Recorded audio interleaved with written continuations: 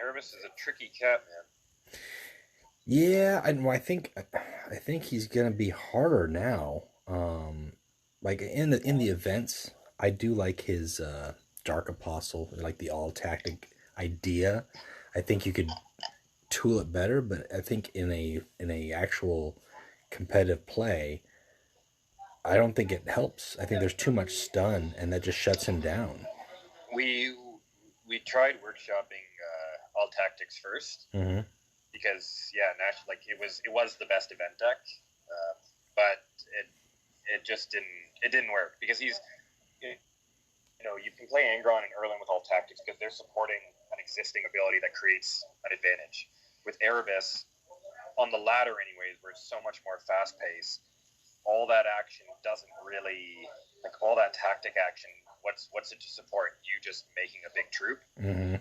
that may or may not live. So the most successful decks actually had the least tactics comparatively. It just had cost efficient tactics or powerful tactics or tech tactics. Like actually, the best Erebus decks that we ran had Edict of Censure Mm. because that helped.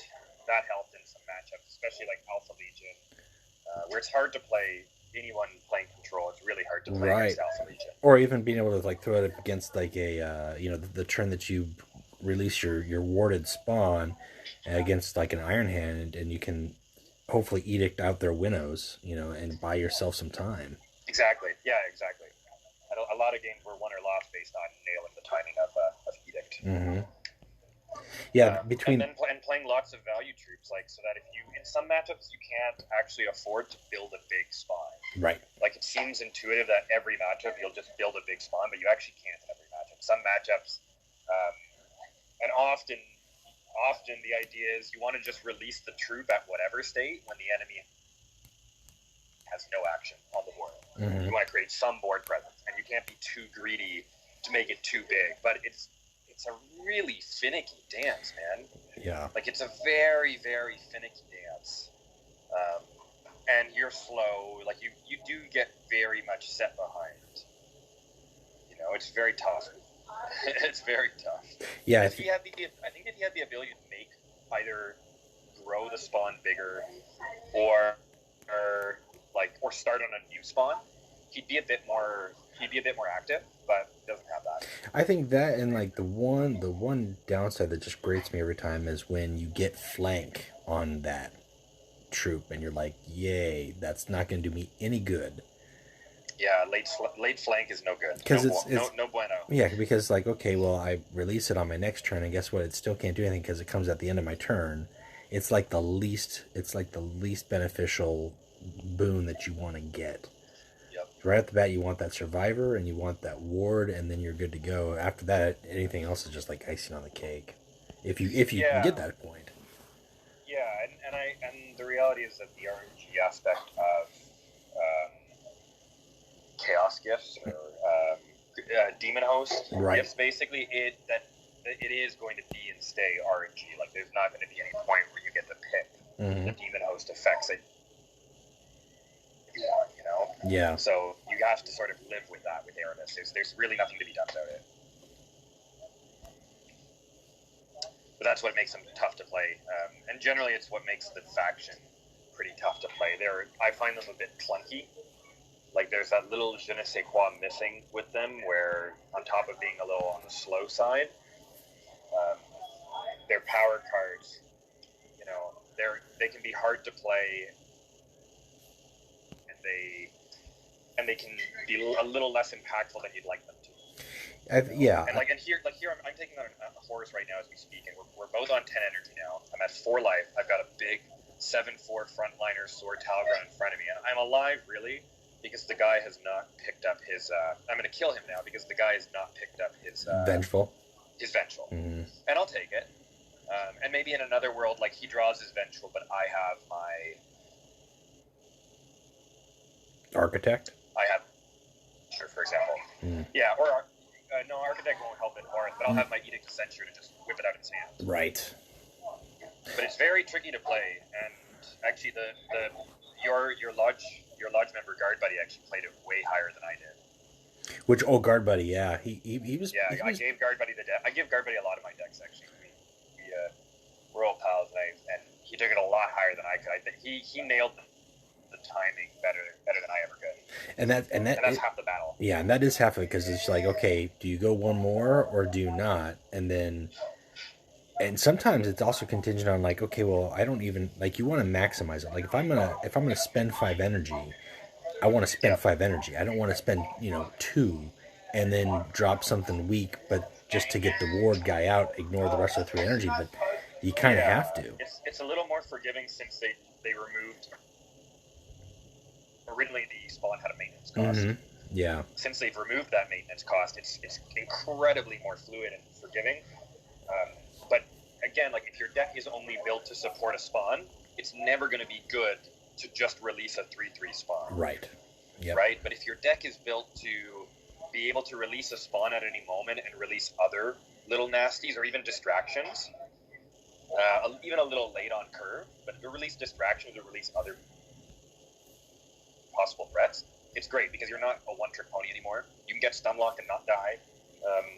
The tactic deck, sadly, for ranked play was just a little bit too limited. Yeah, no, I agree. I mean, like in terms of the tactics, like there's some decent ones there, but you're giving up a ton, especially in the current meta where it's like, okay, you've got one big body, but you've got these decks that can put down 3 or 4. Like you release that one and then it's dead on your next turn. Yeah, or if you're releasing a big body late in the game, well, who cares? Like you've already lost. So right. It doesn't matter if you get the swing for 9 or 11. Yep. If you fall that far behind, it really doesn't matter. And I guess you can share you can totally share the deck that I've been using. Yeah, send me a screenshot. I'll put that up. The LCFR Erebus brand. I call it Erebeast because I'm cheesy. But I think mainly my issue with Word Bears is you get to these frustrating moments where, like some decks win by creating massive health differences. Some decks win by like owning the board. Like when Numion can own a Pharaoh's Militia with Survivor, that's one of his win cons. Mm-hmm. And what he's challenging you to do at the start of the game or whatever turn really is saying, do you have 2 activations available on your turn to kill my Survivor Pharaohs? If you don't have 2 activations available, one from your warlord, let's say, and one from a card or another troop, if you don't have 2 activations, you're very likely to lose against me. That's what Numion's doing. Yep. What's the threat? What's the dilemma that the Word Bears are going to pose you? I've got a massive demon, essentially. Well, these demons take time. They take a lot of time to make. And they're random, and that's the big thing. Like it's not. They're a little random. Yeah. You stat wise, you know you're gonna get 3/3, 5/5, 7/7, but like in terms of what you're getting, you've got a 7/7, but he's not warded, so now he's outflanked. Boom, that's gone. Yep. That's it. That's all. Yeah, you get cleave 2 and flank. All right, that's not going to do anything for you against Angron. I mean, it's just flank is nice though on guys like Diabolist Bull. Right, rallies. The actual troops, it's great, but for the summon, yeah, it's pretty good. Yeah, no, that's nice, especially if you've got first. Yeah, now if you got flank when you need it, I don't. It's brilliant. I don't disagree. I like between the 3 of the 5 drops, I like Diabolist Bull the most. Over the Dark I played him a lot at first. He didn't wind up making the final cut for Erebus, but he's good. He's a totally playable card. Yeah. He's a good rare. When you get the fireworks show going off, you got like 3 or 4 demons going on, and just they all get buffs. It's great. And you got 2 of them down. Yeah. Yep, you get to introduce a little bit of anarchy that way. Like, oh, guess what? Now they all can't be Melgatored, and they've all got some degree of demon host on them. Yep. And it's going to get nasty. So, like, right now I'm taking on Branton. He's got a stealth Brand Nev, and I'm sitting with an 11/11. It's got basically all but one of the gifts, but I'm going to release it now. I could make it a 13/13, but I'm just going to release it now because I think this 11/11 is like what director will do do Orphans of War have to kill this thing? What am I missing? Right, Scuff? Like, how is Orphan of War going to kill an 11-11 the only option they've got is if they've got that. Do you have an answer? Can you hear me? Yep, if they've got that what? If they've got that 3 cost, that sacrifice or backlash, destroy an enemy. Oh, that's not played too often. No, it's not. But it's possible. It's possible he might have that. But I can't poison me because I'm warded. And I love the new Chaos, the Chaos Ward graphic. Yes. I don't know if you noticed they updated the graphics on the warded word bearers. Yeah, the red runes are pretty cool. It's really hot. Yeah. That's just that so extra now I've got little. an 11-11 Survivor 3 with all the fixings, and let's see if he commits to trying to kill this thing, or no, he's going after me now. But I've got over 20 health, so he's in some trouble. And he's not going to be able to destroy it with that reckoning. So no. So a couple swings will cut him down to size. Yep. Hopefully, with a little bit of luck.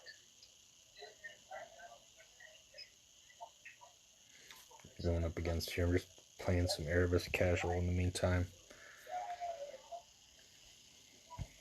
Orphans are lovely, though. I would kill for a copy of Ulrich Branton in my collection. I think he's strong and fun to play. Yeah, I like the way they play. Good. It's just kind of a nice hodgepodge, but without feeling like it's not disjointed, Yeah, it makes sense. Mm-hmm. It makes sense. I feel a little bad for old Salamanders and Iron Hands, because they just feel so like underdeveloped and unfinished by comparison. But that was a very early time of the game, and balance patch is like it's a living game, right? It's a living rules system, a living game. So anything can change. We'll see. Yep. Yeah, what's on top might not even be close to being the same thing down the road. Nope, that's right. Nice. So we got another swing of 11 damage, and now like I'm sitting at 15 health with a 7/7 frontliner in front of me, and a hand loaded full of cheap Astartes and nasty tactic tricks like double Terran Reality, Edict, Manifest Destiny if it gets ugly. So I'm in an okay spot against this Branton here, but let's see what tricks he pulls. Interesting. I'm surprised I just rolled out this. Was able with some good luck, but that's part of the game. The guy's only got one copy of Vengeful, so you find it or you don't.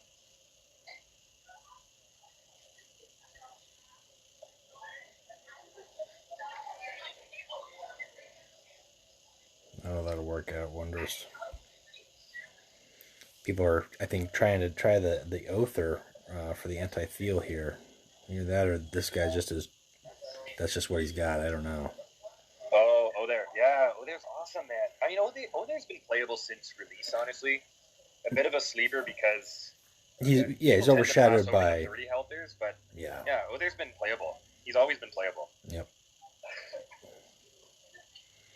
Let's see, how do I want to do this? I've got a warded. Sick. I'm gonna kill this Branton now. I'm gonna kill him with a flying Ashen Circle, and then my baby's gonna finish him off. This makes me happy. Cool. 2-0 Erebus.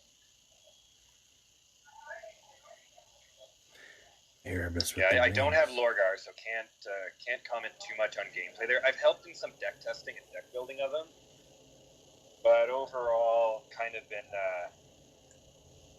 a little let down by Lorgar. Yeah, I've enjoyed him, but he is a what's the word I'm looking for? He's kind of like a you have to build him the right way. I guess that's what I'm like. I mean, you can't just throw stuff together and see what works. Like you have to okay, am I going for whispers, or am I using him to just enhance the word bearer troops to the maximum? Because that for sure. That's it. Like it's I think all the I call them troop herders, and that's troop herders any warlord that only interacts with a troop. Only interacts with their own troops, whether it's Tarsa or Volvi, Lorgar, Ingathel, Ferris, they're all troop herders. Mm-hmm. Troop herders can be good. It's just about nailing the timing and really, really properly being able to support those troops. Because you can play Ingathel with some success. I played Ingathel with some success and had a lot of fun, but it requires having certain rules, you know, like you never go face. Like, you never go face against the enemy warlord. Never, ever, ever. Like, maybe right for the final end game, but you can't spare any health trying to win the game with your warlord, because your warlord is just this sort of living buffer, basically. He or she only exists just to make a troop better. Right. So your whole objective just needs to be stick a troop, get it big, give it a marker corn, or whatever it is that is your shtick, and it'll get better, and that's how you win the game. That's how you want to build the deck to win the game. Very different than being a warlord focused deck.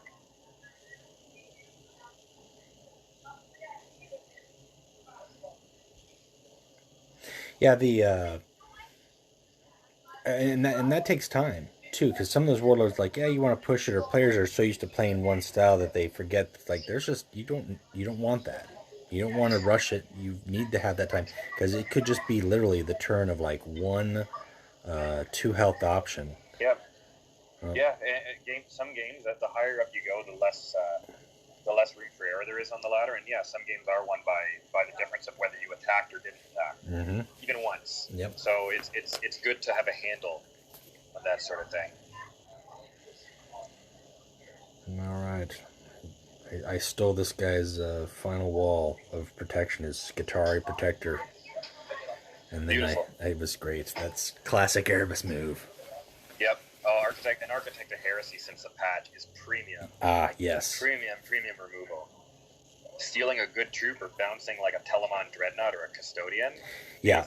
I'd much rather return to hand than stun it. Like, for sure. That makes a big difference for what they want to do. Like, if you're gonna give me something, I'm either gonna like really make you cost for a legendary, I'm not gonna destroy it, then fine, you've got to do it all over again, or it's just mine.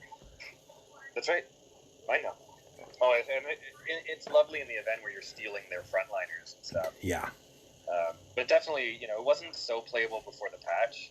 I tried playing it, and I found it was better just to have the hard removal of Belthamir's sword.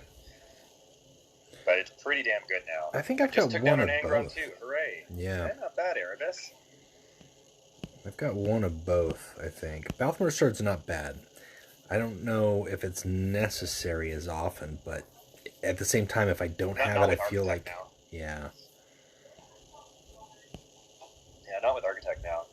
Argotel I've had some fun with, but he hasn't been one of those 30 health dudes that I've, like, given a lot of patience to, you know what I mean? Right. No, I had to, I think I had to rebuild him like 3 or 4 times to finally be like, okay, what am I trying to do here? Like, how to make him, because his ability is kind of lackluster. It really is.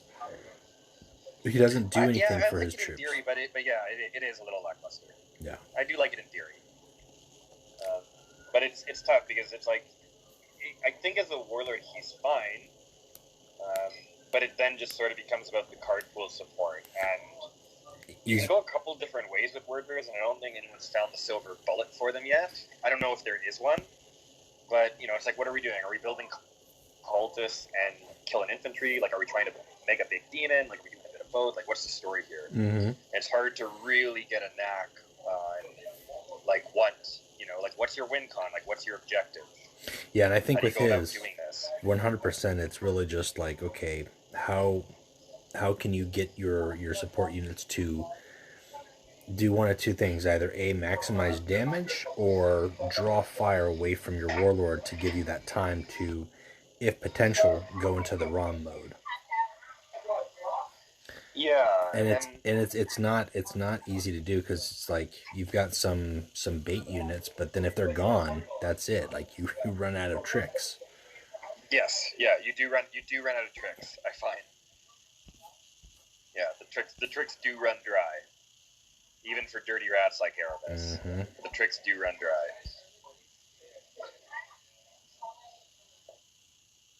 They're definitely. I don't know when the next time they would get a patch. I guess we'll see how they're doing in the meta report. I'm sure Realm's probably the front runner for the group right now. I think that's only because of Apotheosis, though. I mean, without Yeah, that, he if wasn't. he's a front runner now and he wasn't last month, I would say it's because of Apotheosis. Yeah. Yep. Which is fine. Cool. Neutrals can do that, right? Like. Yeah.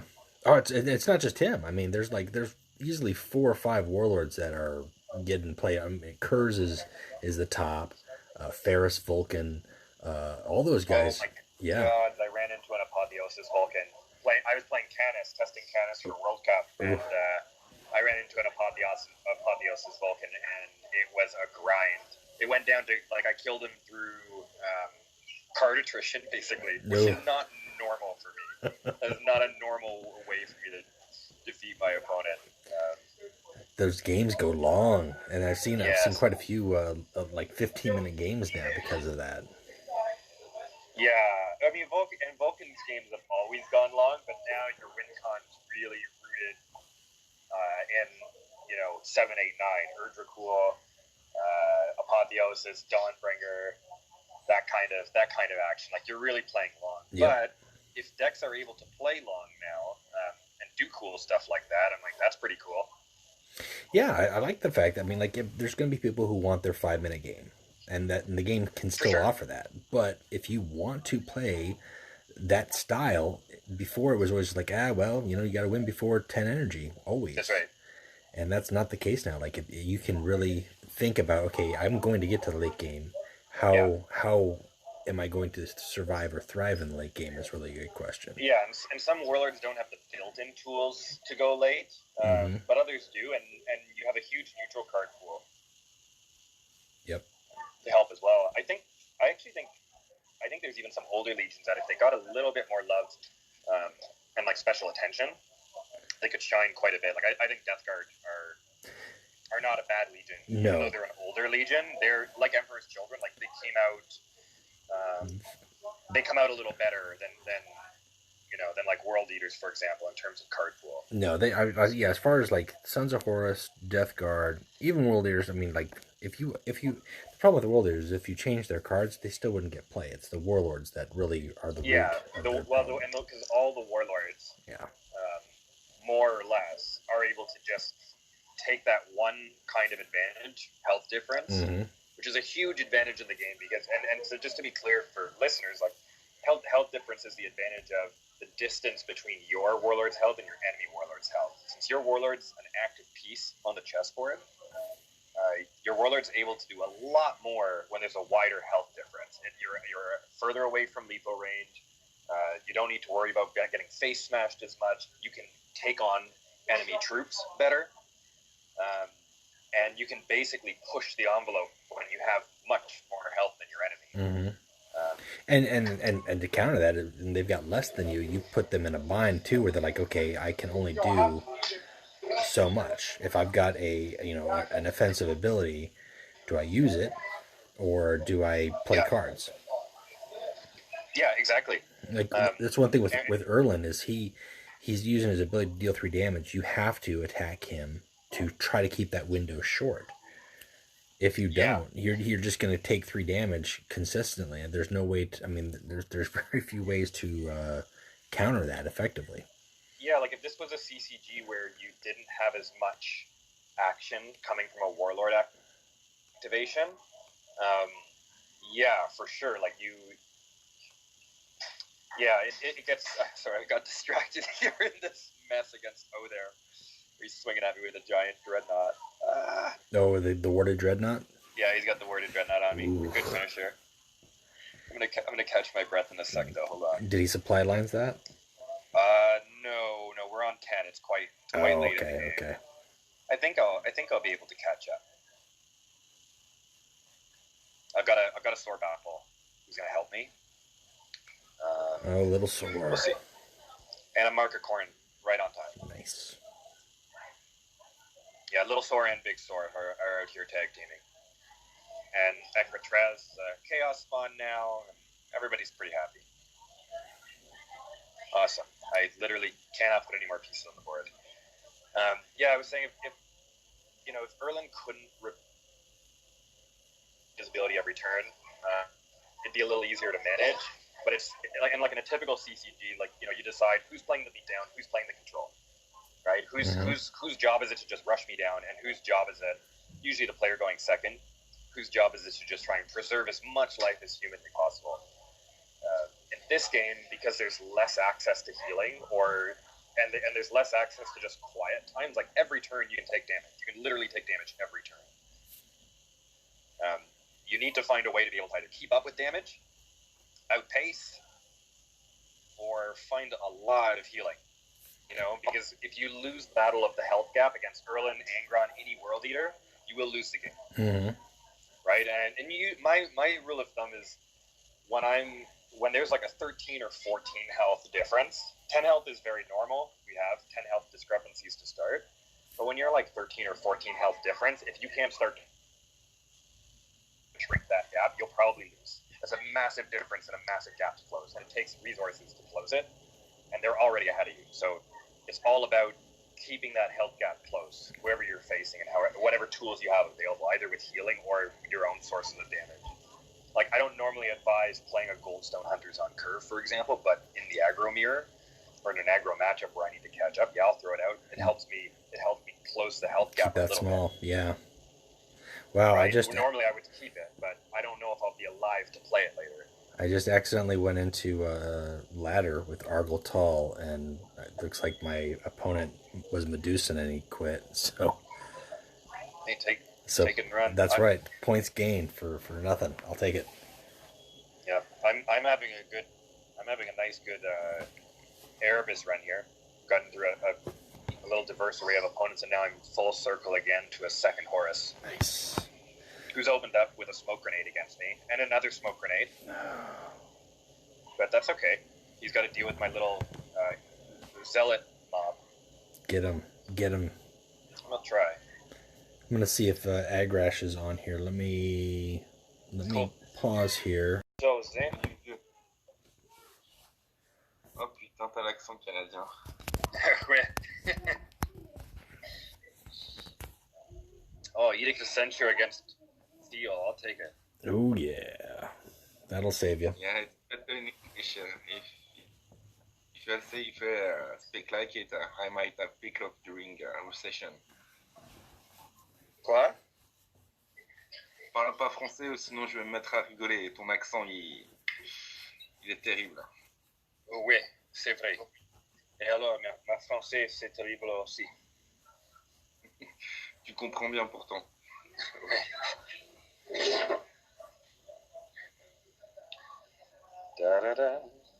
All right, I'm in for the word bearers discussion. Now that we've got Agrash here along with LCFR. We were talking about Erebus a little bit earlier.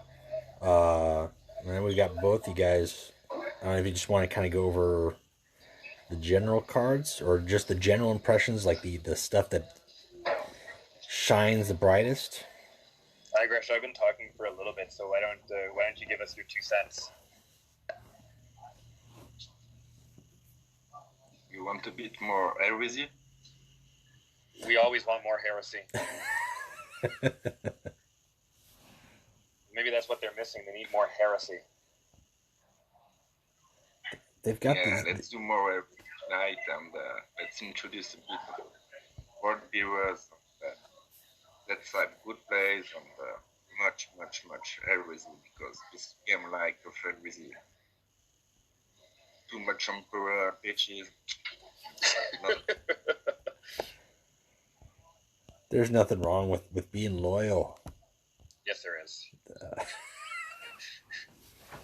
Straight up, yes, there is.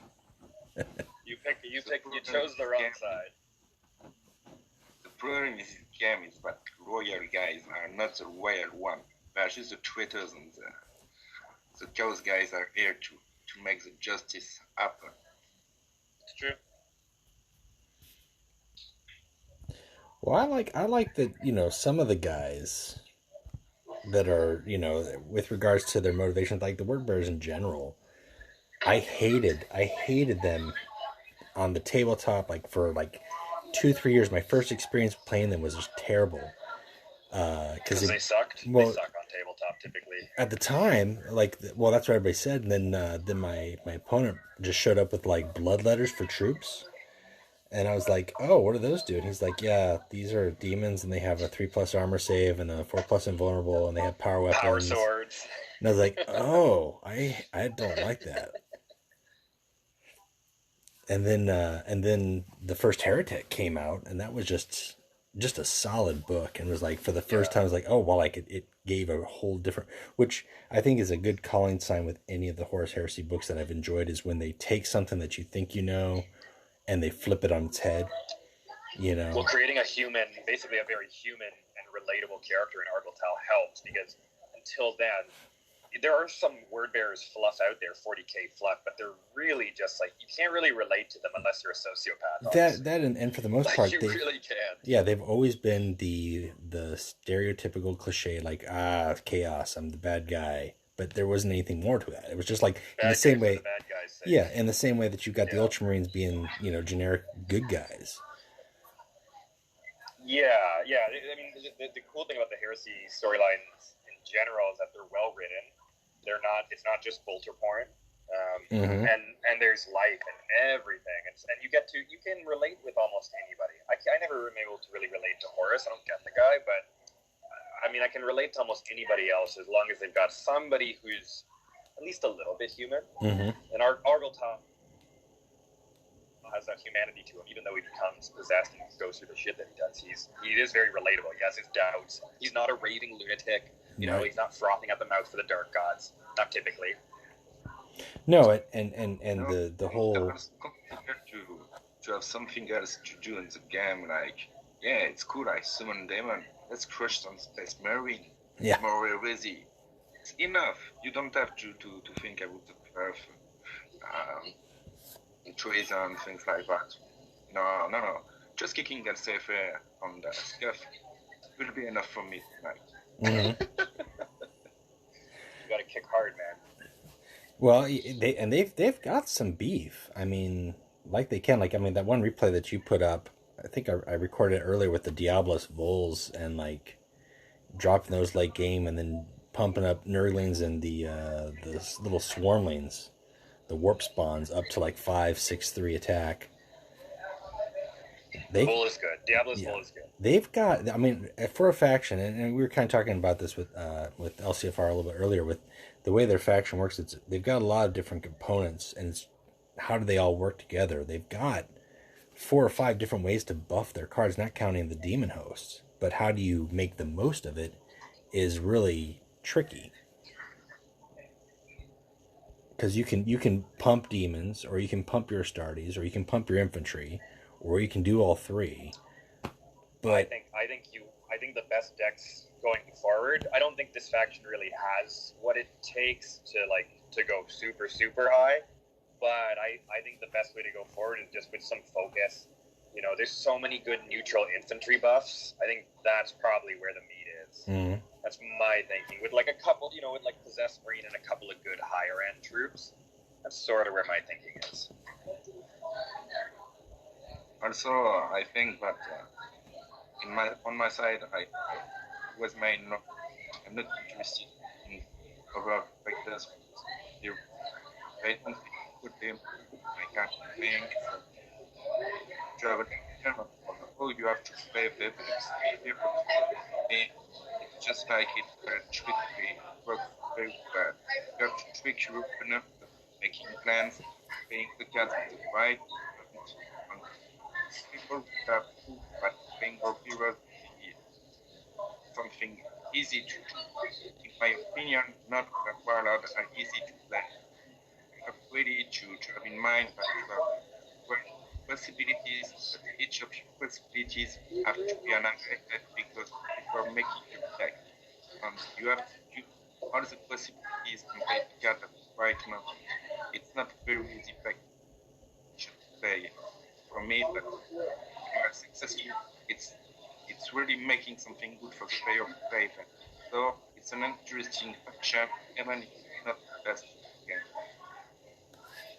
Yeah, no, I think you're right about making the most of like tricky plays. Exactly. That is often what it's about. Yeah, They are tricky and unforgiving. they're Very not easy to play, unforgiving. but when you get those trick plays, you're like, okay, I just turned this entire battlefield into 6 warp spawns, and I took 2 damage, but like, and your opponent didn't see it coming because you played a couple cards, or you flank with, or you use a fast attack with an ashen circle, and I mean, like, they're not easy, but the way that you can pull it together and turn the battlefield with them, it's a much bigger swing, I think, than like if you were to do like, like the Iron Hands, where it's just kind of the steady grind, or the Alpha Legion, where you can see it coming with a harrowing. You know what's going to happen.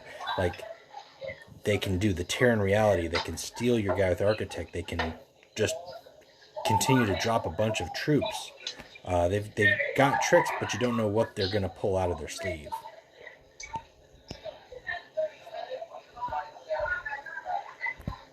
I still think Dark Martyr is the best common, though. That's just while I'm on that kick. The best common in the set? Yeah, for that faction. Right. Yeah, I mean, I love dropping a Dark Martyr, and if it gets ward when it drops, it's like, okay, this is gonna be fun. Oh yeah, no, that's legit. I haven't played Dark Martyr on ladder, because I've usually preferred to just go with the Possessed Marine because he starts with the ward for sure. Why not both? But I do like Dark. Yeah, maybe. Well, because I haven't been leaning into like Demon Meat. I've been doing either Erebus, so everything is playing to support it, or when I've been doing Argotol, I've been trying to run lots of infantry chaff and maybe just a couple of beaters. Mm-hmm. And usually my MO for a troop is like if I can't rely on what you're going to do right away, it needs to be something efficient at least. And it's just not. It's a little too unreliable for me. It's not my. I mean, I can see that for Erebus especially, because not my kind of card. Yeah. I don't like my armor. Possessed is solid though. Like, you drop those guys down, they're gonna stick. They've got the health to withstand quite a bit. Triggered Demon Host specifically when he got played. Like, if you played a Possessed Marine and he was like, okay, now you have Demonic Ward and Demonic whatever. Mm-hmm. I think it'd be much more viable because he would stack better with Erebus. I think it would be stronger. Yeah. It would totally be stronger. Now, with your Lorgar, Agrash, are you running a lot of demons, or are you running Demon Light? I really run a low demon on the deck. The only demon I play in the deck, I finally made after many tries. I play only Nug. Because if you don't have maintenance to pay, you can make them really hours. During all the game long, you have beginning of the game. It's annoying game. Also, it's good because you can occupy both. You can occupy split troops, but don't have to be demons for the first instance. Mm-hmm. You can have infantry demon coming from faction that I'm playing, like Princess Marine, Dark Martyr, but in my Yeah, if you can spread out his dark gifts deck, and go for the whispers, if you want to go that way, you've got the option. yeah, you can treat your opponent playing the Jabolis for board to up your different troops.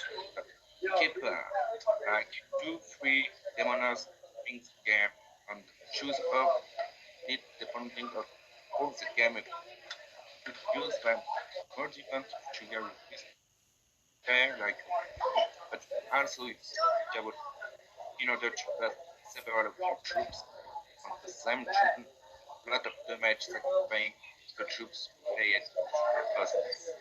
So you have very different options to use, and it's very interesting because if you fail, you can still play your Dark Martyr on the same troop, make him a 3-4 demon giving ward if your opponent are nothing on board enough to win it will at 100% finish.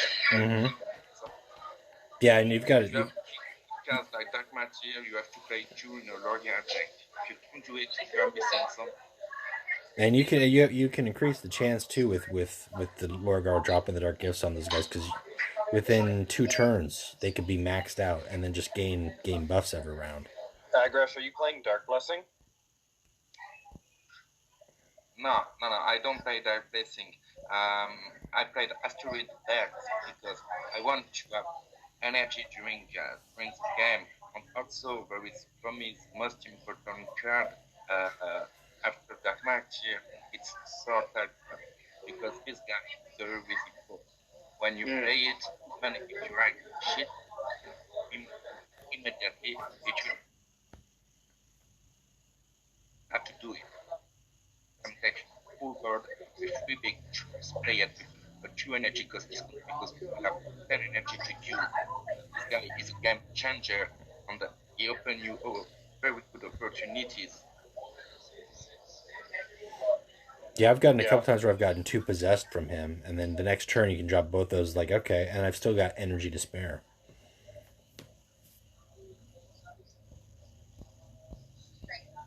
For me, Dark Blessing is a good card if you play 1. But if you're just one it and you have patience, you don't really need it. No. Because when you will play it, some kind you will already have won the game. Right. It's overkill. Yep. Yeah, I mean, it's not a good fit for Erebus, and I don't have Largar, so that's why I asked. Yeah, you should have played more win during the events. It's your fault. I know it is. I heard the last guy made you lost a full one alone, and you took 3 losses to him. Not perfect. Not perfect. I'm just missing Lorgar from that set now, and Branton. I want Branton a lot more than Lorgar. I don't care about Lorgar. Yeah. I need Gilliman. I need Gilliman still. Yeah, Gilly's good. I have the full set, guys. Yeah. I play it more than you. I think the Calth expansion would probably rank it right below the Extermination in terms of best expansion, like probably number 2. For overall balance, and because I mean, as much as people are going to complain about whatever they're going to complain about, I don't think anything here is broken, but I think everything that was offered by the expansion has been playable, and I enjoy that. Yeah, it's a pretty cool, well-rounded expansion. I think actually they maybe went a bit too much on the TL buff. There are some things that make him, on some part, a non-balanced character. I'm thinking a lot about cards that allow you to roll that and reduce his cost by 2, paying 1 energy only to make it, and being able to trigger it several times during the game might be a bit unbalanced for the game. Right. Yeah, well, we'll see how long his reign is. We'll see. I think once people figure nobody out, lives forever. Yeah, there's ways to beat him and play against him. I think once some people test the waters and decide, okay, here's the deck that can stand against Thiel, and inject that into the meta. I think some people might change their tunes. Overall, because I'm trying to remember if Logos itself was changed in cost. I know it was. So that's the thing. So it's not just him. It wasn't just the fact that his ability was reduced to 1, although that's nice. But Logos changed in cost, and then you've got the change in the Ancient Marcellus, which is a big enough change to rely on. That's huge. Marcellus Wallace is nasty now. But he's properly nasty. Yes. He's so nasty. He's a big tank thing, and that worked out. It's not just Theo probably plays it better than Gage just because he can create cards, but Gage can draw cards too, so there's nothing wrong with that. I don't know. I haven't played Gage enough. Just make him an strong for sure. So we will be able to steal it with Architect as a world bearers, and everything will be alright with Marcellus. If Oh yeah. if you could give ward to your, I mean, you can, I guess you use that neutral to give ward to your to all your units. That might be a decent tactic worth considering, especially if you're doing like in a late game when you know you're going to give them a courage option. And which one is that? Was that a chaos card or was that a I think it's a chaos card. right? Yeah, I think that's a chaos card. I'm trying to remember which one it is. It's like Alaxis Nebula, I think. Yeah. Yeah, it's something. It's a Nebula card. It's a little. Yeah, it's probably a little too expensive. I'm thinking. It's an Imperial. Yeah, for two it's energy an though. Imperial. Yeah, for It's 2 energy. Oh. 2 energy. If you drop that like late game, you know, they're in their 9 energy or their 10 energy spot, and you drop, you know, a couple swarmlings or a bunch of light infantry. Well, maybe not. I mean, that's kind of pushing another words for another rally guy. But like, if you had your Dark Martyr or your possessed Marine or even your Soar, you could still play a Laxus Nebula, give both your Warlord and your Soar ward until your next turn, and then you don't have to worry about Marcellus or any of Thiel's abilities that he's gonna, you know, try chunking at you. That might be a card worth considering. Yeah, it might be worth trying for maybe tournament matchups more so than ladder play. Right. But to me, still, it's like if it's a very limited counter, I'd rather just gear the deck to try and kill the guy better than he's killing me. Because I find like because of the pacing of the game, like defensive options aren't always the best course of action, just because they, you know, like a Martellus can create pressure. Mm-hmm. A Martellus counter can only counter Martellus, like, but it can't create pressure. Well, if you've got, it can maybe save your life, but it can't create pressure. Yeah. I want pressure. If you've got ward on big beefy troops though, where you can, I mean, Thiel's only got limited health. You can dish out enough health to close a gap pretty quickly, depending on what you've got on the board. It's time to start playing Edict of Censure in many decks, unless you're playing a deck that is playing like Void Engagement style level of tactics. Just play Edict of Censure. A load of Edict of Censures really can make a difference in the meta. Like, they really, really can. Edict, it's a strong card. And Shield Generator wouldn't be bad. I mean, yeah, Shield Generator could do the trick. It depends on the deck, but I like it. I've always liked Shield Generator. It's a shame that Melgator can bounce it again, but at the same time, it still can be very, very effective, especially if you can block it or buff it with, like, you know, Tarsa or something like that. Yep, for sure. The problem with Shield Generator in some way is when you play it, you play a few tactics. You play it, it's a dead card you put on the board. It will not make you win the game, you will not be able to attack with it, and so you minus your number of cards of 1 in a deck where you are not drawing a lot of cards. So, my opinion, the game might like of some combos on board that would allow you to draw cards by your presence on the board, and that is a mechanic I would like to see a bit more further in the game to develop more the troop combos that you are playing. Yeah, like if you had more like an effect with like Sisters of Silence or something. Yeah, no, I hear you there, Agrash. I'm in that headspace too. If a card just can't, even Edict, sometimes it's a hard sell for certain decks. But if I know if it can shore up a bad matchup, I'll play it. But I've never been much of a Shield Generator player. I actually can't. I shouldn't say I don't like it or it's not good or anything, because I've really never played it too much. There's more reasons to not play it than to play it. That's the thing. And like Igor said, like if you can't attack with it, you can't do anything with it. It's just gonna sit there. That's a big downside unless your deck is revolving around having stuff just sit there. And there's only a few decks that do that. For tournaments, cards like that are pretty fancy though. Yeah. Tournament cards like that are pretty great. So that's. I also think that Shield Generator have to be played by only a few warlords. For example, if you play it with Lucretia, it gives you a really, really good spot to play it. Yeah, because she can keep healing it as well as increasing its health, and yep. Yeah, I think generally if you wanted to go into tactics, I think Edict's the way to go. It's a little expensive and really tricky to play, but if you can get the timing right, it's truly a game winner card. It's a really strong card.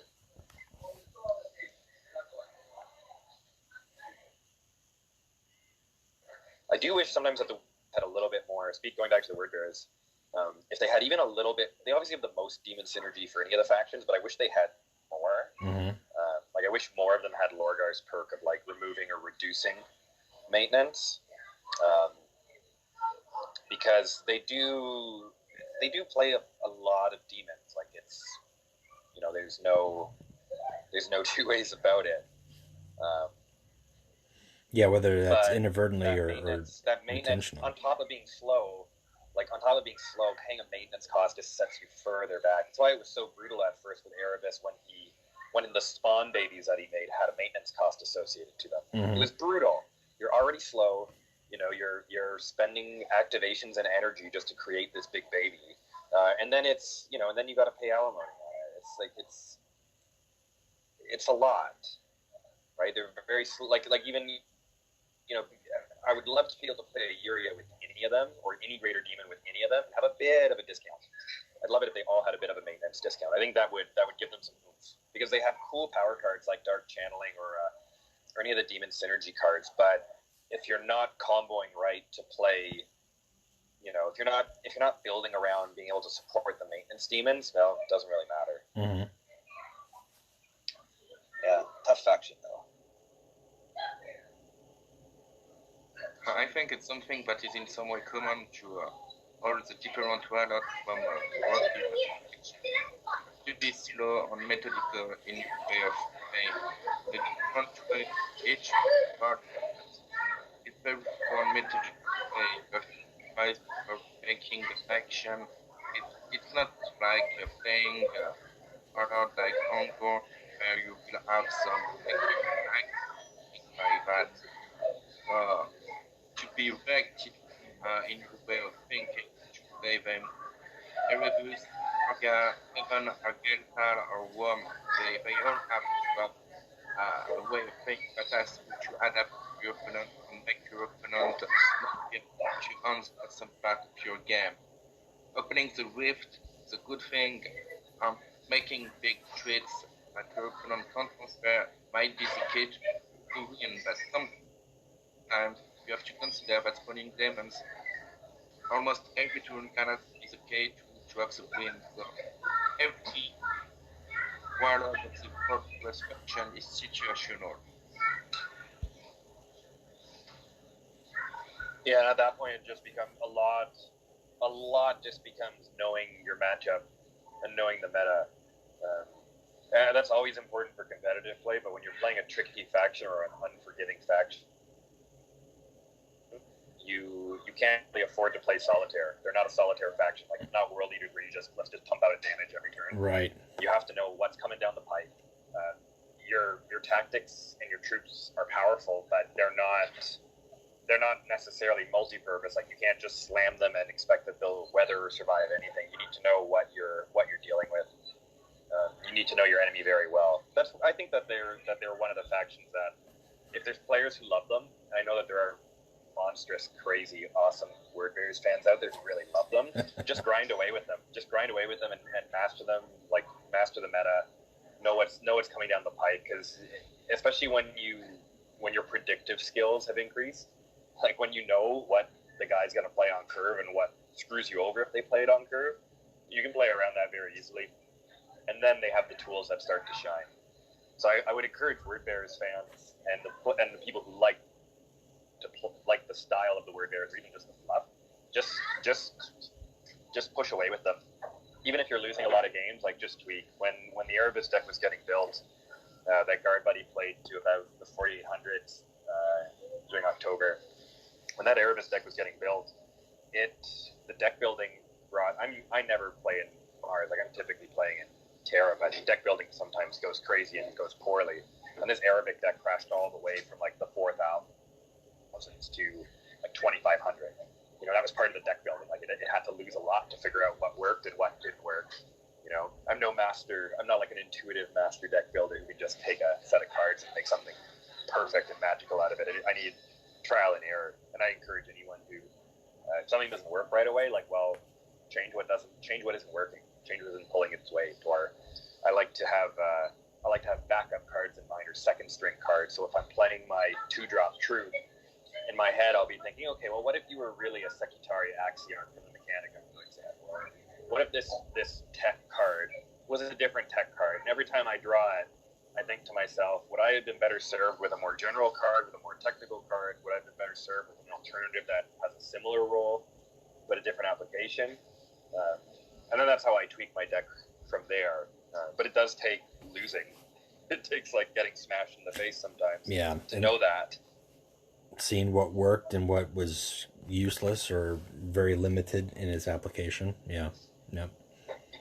Yeah. I've struggled with Argyle Tal in that regard, because this might be a good season to sort of round out Christmas season playing Argyle Tal, because I don't care about my rank this season.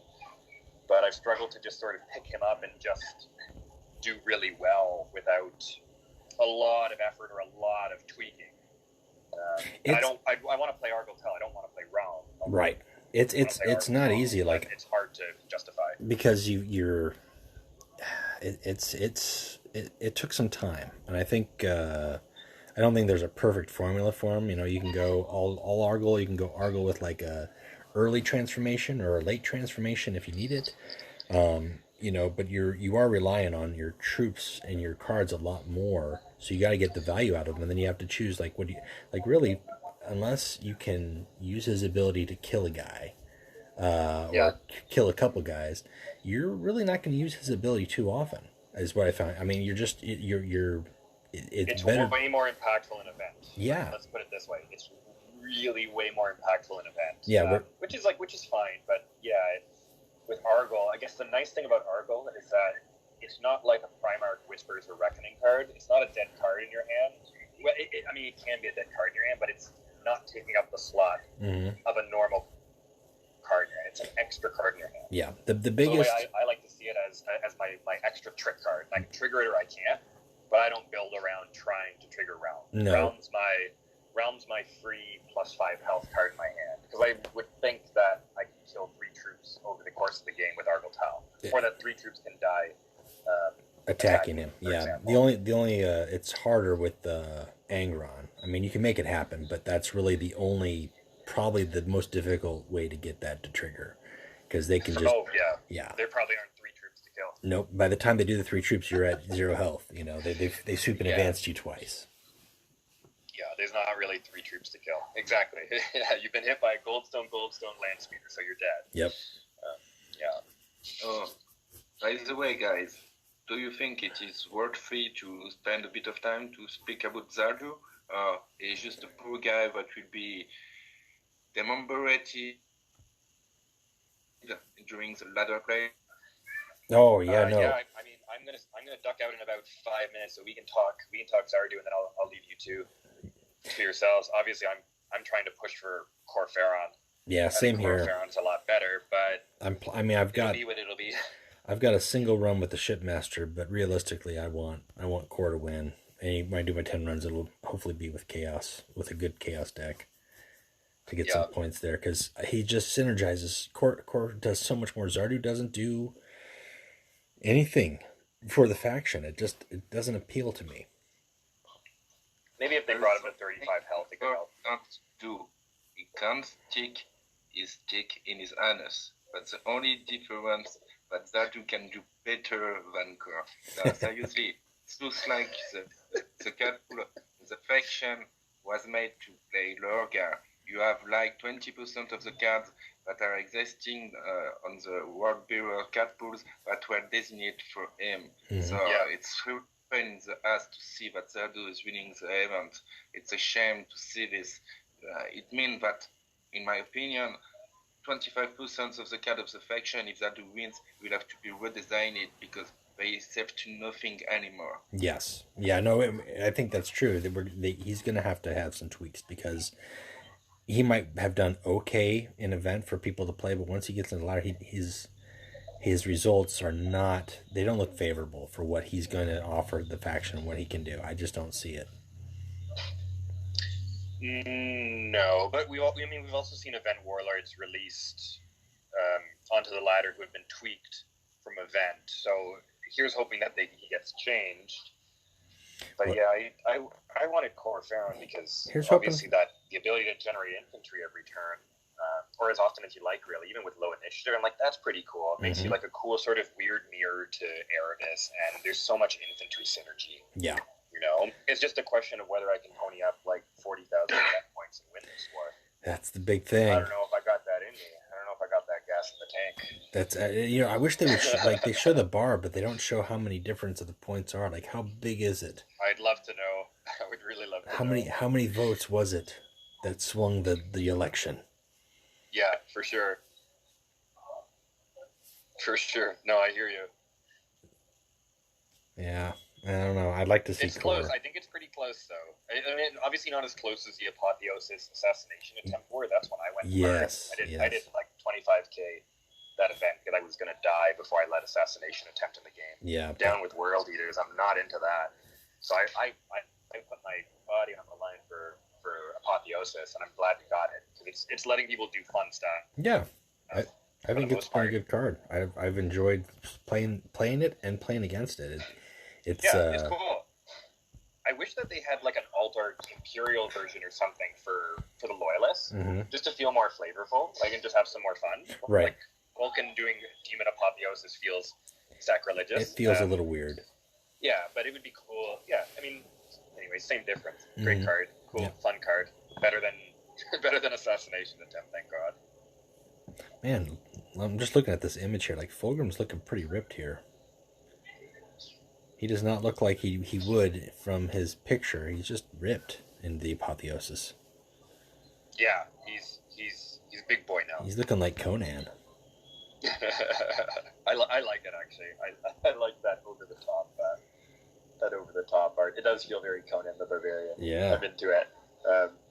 But yeah, I mean, I think if Zardu hits the ladder, it'll really just depend in what form he hits it. If it's in his current form, I do think it'll leave a lot to be desired. Yeah, and hopefully the people who fought it and died for it get to play it. Nobody of you is actually traumatized by the fact that the Apotheosis card is a naked Fulgrim on it. I'm very enthused by that. I mean, I wish we could see a little bit more of him, honestly. Yeah. Below the belt, he's got a snake tail now, right? I mean, that's what we're going with. Yeah, I'm very enthused by it. That's his abs just like transform into this the scale thing going on. I'm all for it. Yep. It gives me some ideas for some memes. Well, it's funny to see that a lot of Ferris players are now playing a card with a naked Fulgrim on it. Yeah, exactly. It's like, this is the guy who killed me, but here it is. It's the brotherly love to the extreme.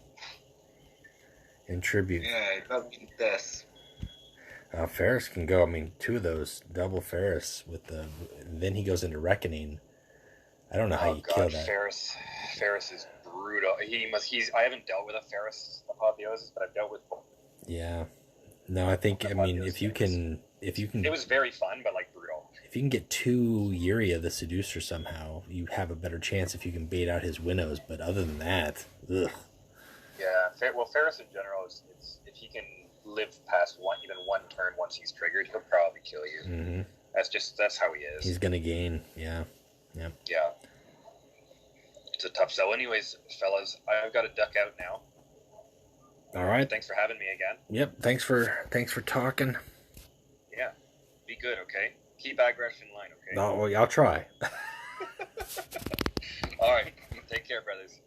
See ya. You too. Bye-bye. All right. Are you still there? Yeah, I'm still here. Okay, just making sure we didn't disconnect or anything. So, I don't know, did you want to get some games in on the lodge? Are you able to play, or you got bedtime going on? Yeah. I have 15-20 minutes if you want to play. You want us to continue to speak? To play? Okay. So, what do you want to try versus Lorgar in order to see I'm gonna all go. the things Yeah, you... I'm gonna go with Argoltal against your Lorgar. We'll go word bearer on word bearer, and then Okay, you know, but you have, in theory, a disadvantage playing Argeltal versus Lorgar. oh yeah, it's not gonna be fun for me.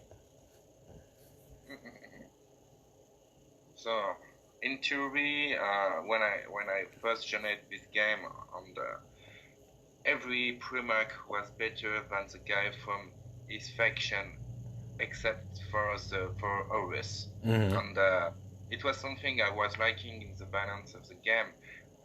Even if the Primarch was not the best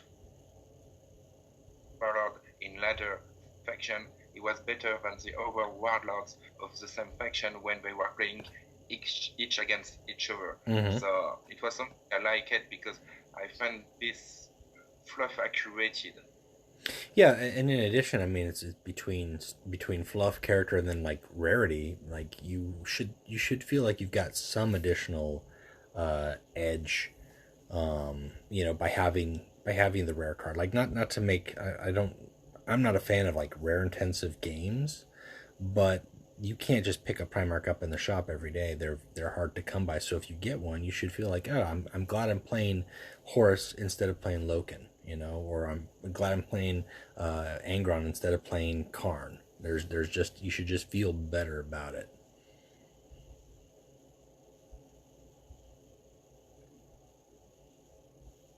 And for example,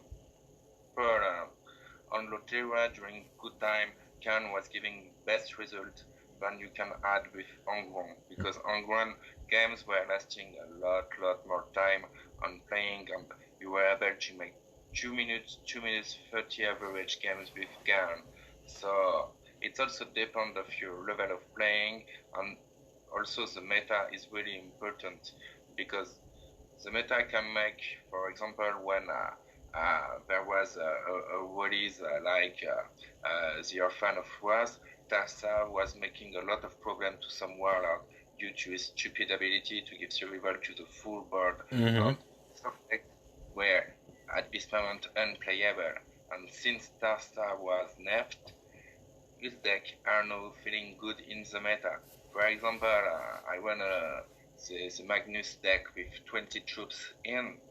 When Tarsa was here, the winning rate was drastically lower than what it was before. And now that this thing is over, his winning rate is come back to an average of 85% in ladder and almost 100% during training games. So Nice. the evolution of meta is pretty important on what we can play or not. And I have a special mention also for Guard Buddy, that was running my Lorgar almost all this season, and that is knocking on the door of top 50. So that proves with patience and methods, even a good world bearer deck can work in this meta. Yeah, no, I agree. I think, and it kind of comes out of left field. People aren't expecting it too, because they've got a lot of tricks that people aren't enough familiar with. I don't think it's a bad choice. I think it's, sometimes it's those unusual choices that make a big swing. You know your trick, you know your deck, you made it, and also nobody play it, so it gives you an advantage if you are really well trained with it. The first season I made top 50 was September last year, and I made it with Duras Rask. Almost nobody played it. Mm-hmm. And it was really interesting because my tricks, I know them, and my opponent do not firstly know that will be the tricks I will be doing, but as everybody are playing for top 50, almost everybody, the same kind of deck, you know what will be coming to you. So you have facilities to adapt and to react to the play of your opponent, and in a card game, it's always a big advantage. Yep. Well, yeah, and then you've got the element of surprise, but then to go with that, you've got the element of originality too, which is nice, because then it's yours. It's not like you're borrowing somebody else's and you're trying to figure out how to make this work. Like, you've made it work yourself. that's inherent as opposed to trying to learn something. Okay. You invite me in game in order to make the game. Oh, I'm ready. Let me do the practice here. I've got that in Lodge, so it should show.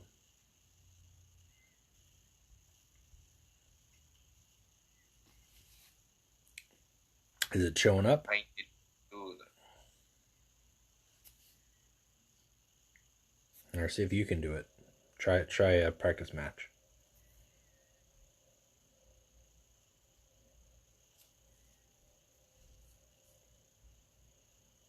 I think I've got time for a game before I've got dinner myself. Oh, you're going that way. Oh, you're going that way. Okay. Yeah. I was doing. You on my friend list. I was doing it through the Lodge channel. Okay. I added in the game. All right. Let's see here. Not looking forward to it, but this is the way the game goes.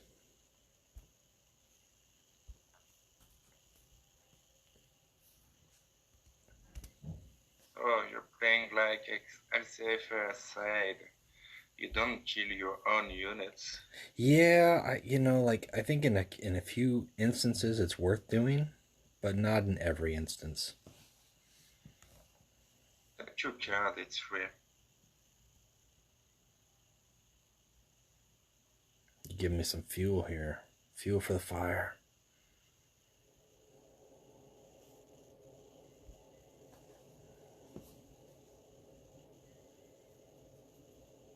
I know you need it.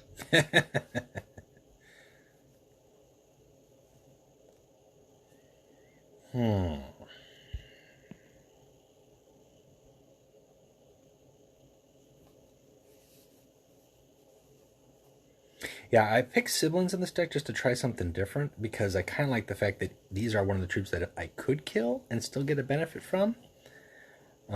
Sometimes it works, sometimes it doesn't, but it's not too shabby. Yeah. Got that survivor sticky. Yeah, the little nugglings did the work.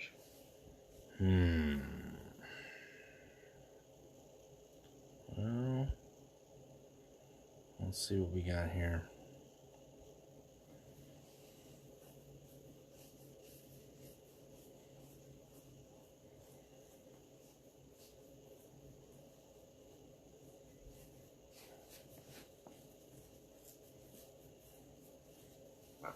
Not bad.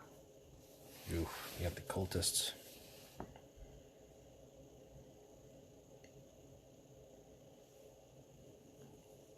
Okay, it's time for another demon host. What we got? What is it? Or it's not ward, so that's a plus, I guess.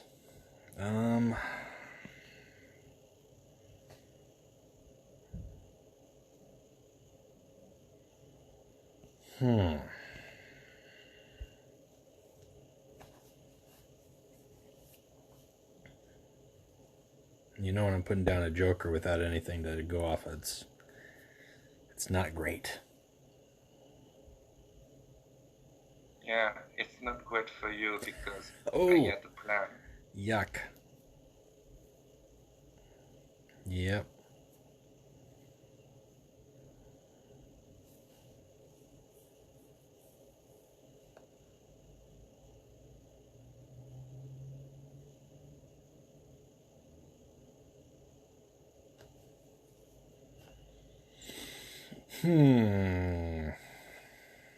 Okay, well.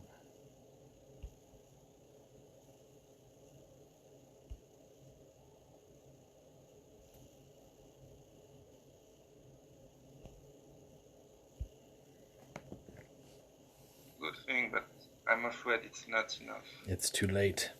That's a lot. You got some Diablo's Vol action? It would be great for you. Yeah. So even if I had Terran Reality, it's not going to be... That's too many guys on board. Alright, let's see what we can do here.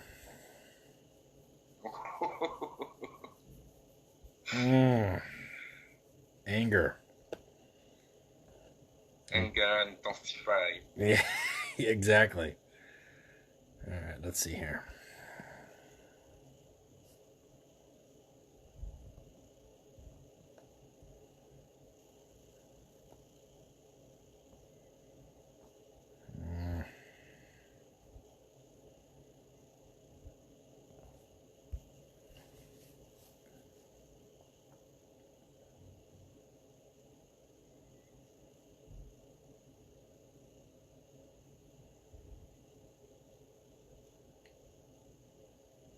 A little bit of spaceship. I know you love it. Yeah, that's rough. I might find a way. Probably not, though. Ugh, nope, that's not gonna... It's too many bodies.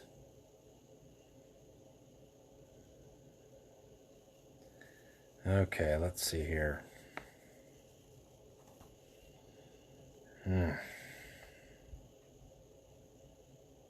Alright, I'm gonna go for the gamble. Nope. Nope, good game.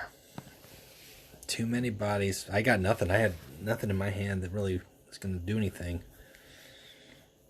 Look at this. I have a surprise for you.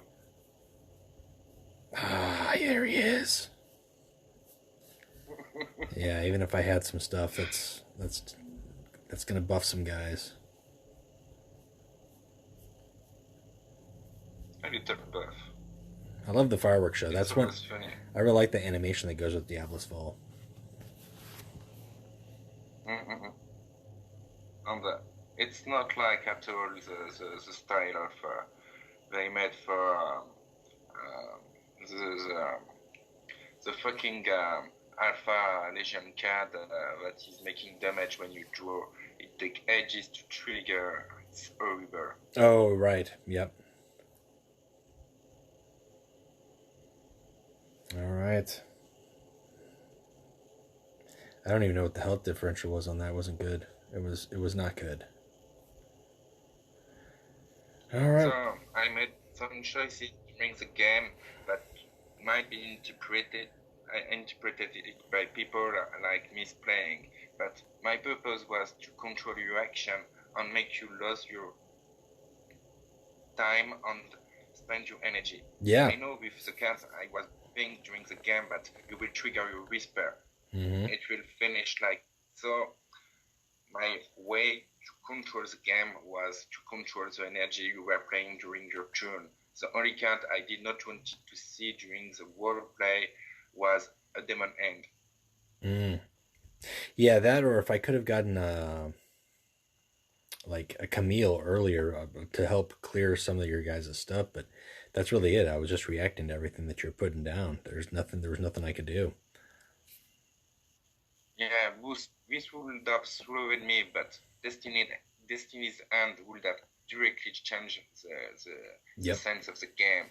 Yep. So it's why I always play one in every World Bearers deck, because it's good to make some time true damage to everything, but it can be a game changer. Yeah, if you swing that, especially on a full board like that, and boom, you suddenly have a full health. I've got one in the Argyle Tall deck too, because it's worth it. It's worth it. Even if you get just like 2 units out, but you've killed 2 of theirs, you've swung it in your favor.